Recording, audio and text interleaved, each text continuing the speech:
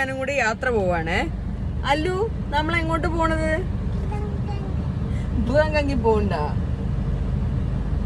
അല്ലു ആണ് ഇന്നത്തെ ഡ്രൈവർ.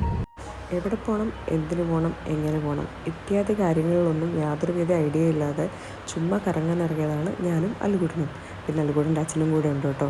അല്ലുകുട്ടൻ്റെ അച്ഛൻ പുറത്തിറങ്ങിയ ഗ്യാപ്പിലാണ് അവൻ ഈ വണ്ടിയുടെ ഡ്രൈവിംഗ് സീറ്റിലിരുന്ന് ഈ പരിപാടി മൊത്തം കാണിക്കുന്നത്. അവൻ്റെ വിചാരം അവൻ്റെ കൺട്രോളിലാണ് വണ്ടി ഓടുന്നതെന്നാണ്. അങ്ങനെ ഞങ്ങൾ അവസാനം കാഞ്ഞങ്ങാട് രാജ് റെസിഡൻസിയിലെത്തിയിട്ടോ. അവിടെ എത്തിയപ്പം അവനവൻ്റെ സ്വന്തം സ്വഭാവം തുടങ്ങിയതുകൊണ്ട് അവനെ ഒരു ഹൈ ചെയറിലിട്ട് പൂട്ടി. എന്നിട്ടും പ്രത്യേകിച്ച് കാര്യമൊന്നും ഉണ്ടായിരുന്നില്ല. കുറച്ച് നേരം കഴിഞ്ഞപ്പോഴത്തേന് അവൻ ഇറങ്ങി തേരെ പര ഓടാൻ തുടങ്ങി. ഭക്ഷണമൊക്കെ എങ്ങനെയെങ്കിലുമൊക്കെ കുറച്ചൊക്കെ കഴിപ്പിച്ചിട്ട് പിന്നെ ഞങ്ങൾ അവിടെ നിന്ന് ഇറങ്ങുകയാണ് ചെയ്തത്. എത്ര നല്ല കുഞ്ഞ്.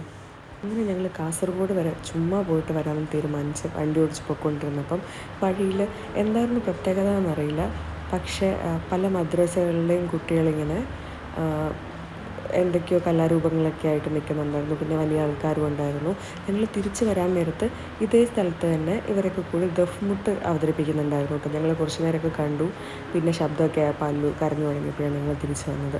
നല്ല രസമുണ്ടായിരുന്നു. ഇവരെല്ലാവരും റോട്ടിൽ കൂടി ഇങ്ങനെ ദഫൊക്കെ അടിച്ച് പോണതാണ്. പിന്നെ കാസർഗോഡത്തെ ആമ്പിള്ളേർ നല്ല ഗ്ലാമറാണ് കാണാൻ. അങ്ങനെ ഞങ്ങൾ കുറേ കൂടി മുന്നോട്ടെത്തി. ബീച്ചിലെ സൈഡിലൊക്കെ നല്ല ഭംഗിയായിരുന്നു കാണാൻ വേണ്ടിയിട്ട്.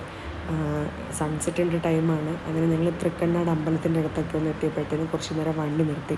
ഭയങ്കര ഭംഗിയായിരുന്നു കടൽ കാണാൻ വേണ്ടിയിട്ട്.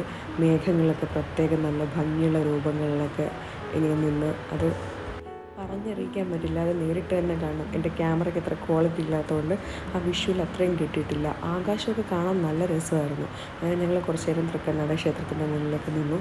പിന്നെ വീണ്ടും അല്ലുകുട്ടൻ ഡ്രൈവിംഗ് സീറ്റിലിരുന്ന് അവൻ്റെ പരിപാടി തുടങ്ങി. അപ്പോഴേക്ക് രാത്രിയായിരുന്നു കേട്ടോ. എന്നിട്ട് പിന്നെ ഞങ്ങൾ കുറേയും കൂടി ഫ്രണ്ടിലോട്ട് പോയി. കാസർഗോഡ് എത്തിയില്ല എന്നുള്ള രീതിയിൽ ഞങ്ങൾ കാസർഗോഡ് നിന്ന് വീണ്ടും തിരിച്ച് വീട്ടിലോട്ട് വരാനുണ്ടായത്. അപ്പോഴേക്ക് അല്ലുകുട്ടൻ ഞാനും എല്ലാവരും നല്ലോണം തളർന്നായിരുന്നു.